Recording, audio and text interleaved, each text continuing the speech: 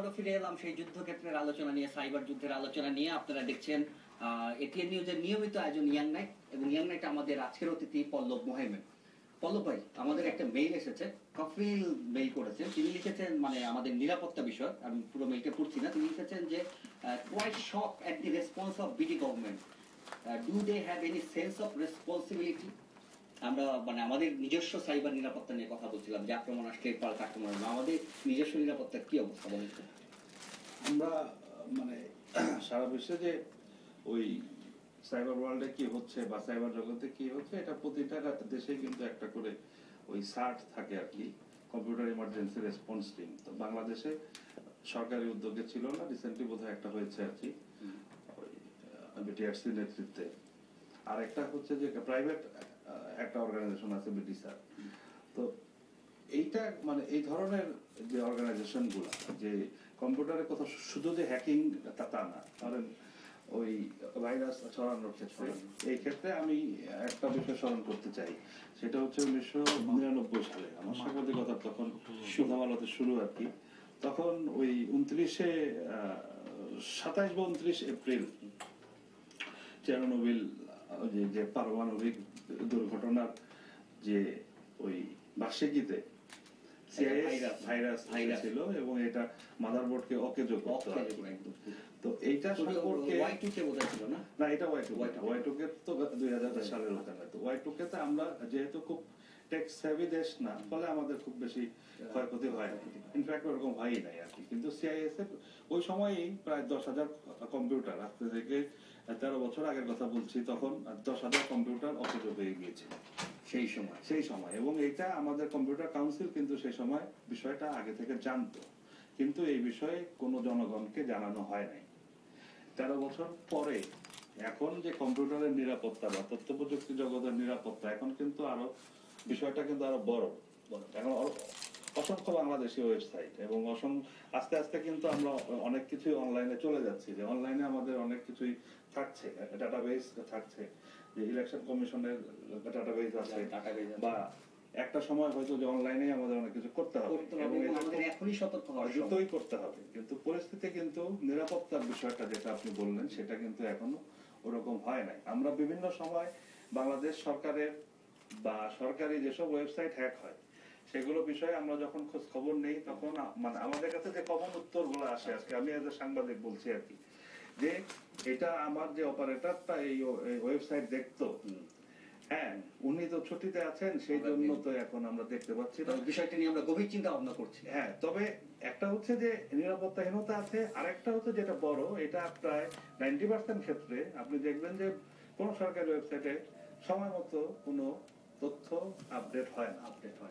হালনাগাদ হয় না। অন্তত হ্যাকারদের এই ঘটনা থেকে বাংলাদেশ সরকার একটু শেখা উচিত। এখানে আমি পরিষ্কার ভাবে বলি যে একটা প্রজেক্টে ওয়েবসাইটটা বানানো হয়, হ্যাঁ বানানো হলো, ঘটা করে উদ্বোধন হবে, আবার খুব করে যে আমি যদি পার্সোনালি একটা ওয়েবসাইট মানে বানাই, সেটার ক্ষেত্রে যে খরচ হবে ওটা হচ্ছে অনেক বেশি খরচ করে বেশ ঘটা করে উদ্বোধন হবে। তারপরে 7-8 দিন ওইটা একটু লোকজনের খোঁজ খবর রাখবে, এর মধ্যে আবার প্রজেক্টটা শেষ হয়ে যাবে।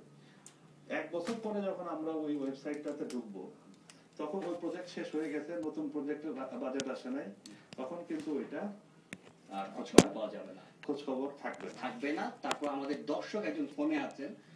দর্শক, আপনার প্রস্তুতি করুন এবং আপনার নামটি আগে বলে নিন। জি, আমি আহমেদ জয়। আমি কিছুক্ষণ আগে ফোন করেছিলাম ফেসবুকের একজন ইউজার, রামপুরা বনশ্রী থেকে। জি বলুন। তো আমার একটা কোশ্চেন আপনাদের কাছে, যিনি বিশেষজ্ঞ আছেন, তো সেটা হচ্ছে যে এই যে একটা যে সাইবার ওয়ার, এর দ্বারা যে বিভিন্ন ওয়েবসাইট হ্যাক হচ্ছে দুই দেশেরই, তো এতে যে সাইটগুলো হ্যাক হচ্ছে, সে দেশে তো যে ফেলানির মতো যারা নির্যাতিত হয়েছে বাংলাদেশের বর্ডারে, তো তাদের ছবিগুলি দেওয়া হচ্ছে। তো এছাড়া কি আপনারা মনে করেন যে আমরা বিশ্ববাসীকে জানাতে পেরেছি যে ভারতের যে এই নির্যাতন বর্ডারে, তো আসলে এই ব্যাপারে আমরা বিশ্ববাসীকে জানাতে পেরেছি, এবং তার ফলে ইন্টারন্যাশনাল যে হ্যাকার গ্রুপ, যে সবাই যারা অ্যানোনিমাস, তারা বাংলাদেশকে সাপোর্ট দিচ্ছে, ইন্দোনেশিয়া, পাকিস্তান, মালয়েশিয়া এবং চায়নাও বিক্ষিপ্তভাবে আক্রমণ করছে ইন্ডিয়াকে। তো এছাড়া কতটুকু আমরা মোটামুটি সারা বিশ্বের মানুষকে জানাতে পেরেছি, আপনার কি মনে হয়? আমরা এই বিষয়টা একটু আগেই কথা বলেছি, তারপর পল্লব ভাই, মানে আমি ওই বিষয়টা জানতে চাচ্ছিলাম যে আমরা তো নানাভাবে নাগরিক সমাজ এই সমস্যাটা নিয়ে, বর্ডারের এই সমস্যাগুলো নিয়ে বা অন্যান্য সমস্যা নিয়ে নাগরিক সভা নানাভাবে মিডিয়ার দৃষ্টি আকর্ষণ করার চেষ্টা করেছি। কতখানি আকর্ষিত হয়েছে আমরা জানি না, তবে দর্শক যেটি জানতে চাইলেন আর কি, যে এই ঘটনার মাধ্যমে তো আন্তর্জাতিক ক্ষেত্রে ব্যাপক মিডিয়া অ্যাট্রাকশন আমরা পেয়েছি। যে ঘটনাগুলোর কথা আর কি এবার দাবি আকারে এসেছে আর কি, সেগুলো কিন্তু আগেও মানে যখন ঘটনা ঘটেছে তার ওই সময়টাতেও কিন্তু আন্তর্জাতিক মিডিয়াতে বা ইউটিউব ইন্টারনেটে ওই আপনার ওই সীমান্তে যে উলঙ্গ করে যে গরু ব্যবসায়ীর একজন, হ্যাঁ উলঙ্গ করে যে নির্যাতনের ইয়েটা, ওইটা কিন্তু ইউটিউবেও আছে, ফেসবুকেও আছে আর কি। এই ঘটনায় সেই ঘটনার একটা ফলো আপ স্টোরি সবাই পেল আর কি। হ্যাঁ, এবং মানে ওইসব ঘটনায় আমরা অনেক সময় কিন্তু দেখেছি যে ভারত সরকারও দুঃখ প্রকাশ হয়েছে, বা আমাদের আমাদের সরকারের পক্ষ থেকেও মানে বলা হয়েছে। সেই হিসাবে কিন্তু যে আন্তর্জাতিক মহলে যে আমরা যে ঘটনাগুলোকে যে এখন যেগুলো বলা হচ্ছে, এগুলো কিন্তু আগেও কিন্তু আন্তর্জাতিক মহলে গিয়েছে। এখন যেটা হচ্ছে যে একসাথে সবগুলো ঘটনা হ্যাকাররা বলছে। আবার একটা জিনিস হচ্ছে কি, যে মানে হ্যাকাররা যেসব দাবি করছেন, বা এই যে 20,000 ওয়েবসাইট বা আমরা এই ধ্বংস করেছি, মানে বাংলাদেশ এবং ইন্ডিয়ানরাও কিন্তু বলেছিলেন যে ওরাও বলেছিল যে 38টা ওয়েবসাইট ওই দিন মানে আপনার শনিবারে কিন্তু অ্যাকচুয়ালি 38টা বাংলাদেশের সরকারি ওয়েবসাইট তারা হ্যাক করতে সক্ষম হয়েছে। কিন্তু মানে ওই লিস্ট দেখে আবার আপনি যখন ঢুকবেন, আমরা দেখছি যে অনেক কম আর কি, সংখ্যাটা কিন্তু অনেক কম আর মানে বিশাল ব্যাপার, 20,000 ভার্সেস 38। তারপরে এই ব্যাপারে আলাপ করবো আরেকজন দর্শক আমাদের ফোনে আছেন, ভাই আপনার জন্য প্রচুর ফোন আছে। প্রিয় দর্শক, আপনি আপনার নামটি বলুন এবং আপনার প্রশ্নটা আমাদের অতিথিকে করুন। আমি শাফিউল ফারুকী বলছি ধানমন্ডি থেকে। হ্যাঁ ফারুকী ভাই বলুন। আপনাদেরকে ধন্যবাদ প্রথমে এমন একটা অনুষ্ঠান করার জন্য।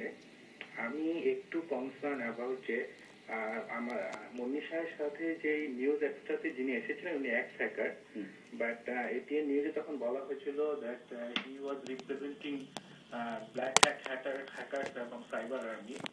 এই মিস ইনফরমেশনটা কেন দেওয়া হয়েছিল? এবং আরেকটা যেটা হচ্ছে যে আমাদের এইটা তো আসলে সাইবার ওয়ার না, আমরা অন্যায়ের বিরুদ্ধে প্রতিবাদ করছি সারা বাংলাদেশের মানুষ, সঙ্গে আমরা যারা তরুণ ফেসবুক ইউজার আছি তারাও আছে সঙ্গে। তো আপনারা যদি মহেন ভাই বলছেন যে টুকিটা কি হচ্ছে, আসলে টুকিটা কি না, আমরা যে কাজ আমাদের হ্যাকাররা যে কাজটা করতে পেরেছে, যেটা আমাদের বিরোধী দল, সরকারি দল, আমাদের সুশীল সমাজ কেউই পারেনি মুখের উপর বলতে যে স্টপ দিস ব্রুটালিটি, সেটা আমাদের হ্যাকাররা পেরেছেন এবং আমরা ফেসবুক ইউজাররা সেটা ছড়িয়ে দিচ্ছি।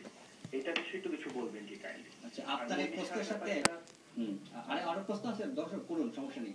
আমার এই প্রশ্ন একটাই যে মুন্নি সাহা কেন মিস ইনফরমেশনটা দিলেন, উনি কেন ক্লিয়ার করলেন না যে he was not representing the hacker, because তারা কিন্তু ওয়েবসাইটে। আপনাকে ধন্যবাদ। আমরা ওই উত্তরটি কিছুক্ষণ আগে একজন দর্শককে মানে ফোনের ভিত্তিতে আমরা দিয়েছি, এবং আপনাকে প্রশ্নের দ্বিতীয় অংশ যে আমাদের হ্যাকার দল প্রতিবাদ করছেন, এবং এর সঙ্গে পল্লব ভাই আমি আরেকটি mail, Taskin student of architecture, তিনিও একই কথা লিখেছেন, সাইবার আর্মিরা তাও তো প্রতিবাদ জানাচ্ছে, কিন্তু আমাদের নতজানু পররাষ্ট্র মন্ত্রণালয় তারা কি তাদের দায়িত্ব পালন করছে? শুধু সমালোচনা করেই কি আমাদের দায়িত্ব শেষ করব? আমরা আমাদের দেশের জন্য কতটুকু করেছি? আমাদের কি মনে হয় না দেশের জন্য কিছু করা উচিত? খুবই আবেগ ঘন, খুবই এখানে যে ইস্যুগুলো আছে এগুলা যে শুধু হ্যাকারদের এমন না, এটা সবারই, এটা আপনার আমার সবারই কিন্তু এটা আমরা কনসার্ন, এবং এটা অবশ্যই এটা প্রতিবাদযোগ্য বিষয় বটেই। আর যেটা ওই ধানমন্ডি থেকে উনি যেটা বললেন আর কি, যে ওই ফেসবুকের মাধ্যমে যে হ্যাকার, এখানে কিন্তু আমাদের এই যে সাইবার যুদ্ধের যে টুকটাক, আমি বলছি এই কারণে যে আপনার একদম পুরো একটা ওয়েবসাইটকে ধ্বংস করে দিয়ে, একটা ডাটাবেসকে ধ্বংস দিয়ে, এই ধরনের কাজ কিন্তু এখনো বাংলাদেশের এই হ্যাকাররা কিন্তু করেন। তারা কি করেছেন, ওই যে ওয়েবসাইটটা যে সার্ভারে আছে সেই সার্ভারে ঢুকে ওই ওয়েবসাইটটার একটা পেজে বা কোনো একটা অংশে তাদের প্রতিবাদের ভাষাটা জানিয়েছেন। সেই জন্য কিন্তু এটাকে যে খুব বড় অপরাধ হিসেবে আমরা এখন বলবো, বিষয়টা কিন্তু বলাটা সেই পর্যায়ে যাচ্ছে না। আর আরেকটা বিষয় হচ্ছে যে এরা যে কাজটা করেছে, এখানে কিন্তু প্রচুর ফেসবুক ইউজার বা প্রচুর ইন্টারনেট ইউজার কিন্তু এখানে ইনভলভ হয়েছে আর কি। এখানে তাদের কিন্তু মানে কোনো কোডিং করতে হচ্ছে না, বা কোনো স্ক্রিপ্ট লিখতে হচ্ছে না, কোনো প্রোগ্রাম লিখতে হচ্ছে না। দুই একজন হ্যাকার বা একটা দুইটা গ্রুপ বা যারা সিরিয়াস হ্যাকার আর কি আছেন আর কি, তারা একটা